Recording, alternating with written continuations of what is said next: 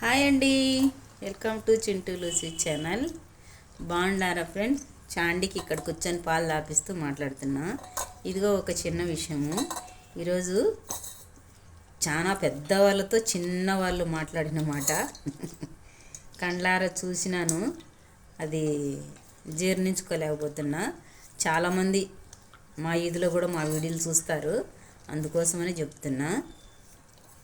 గాడిద మనల్ని తన్నిందని మనము గాడిదను తంతే మనకు గాడిదకు తేడా ఏంది?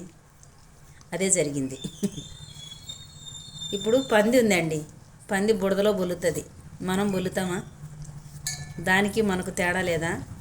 అలాగా గాడిద ఏదో తన్నింది, దాన్ని తిరిగి మనం తంతే దానికి మనకు చాలా తేడా.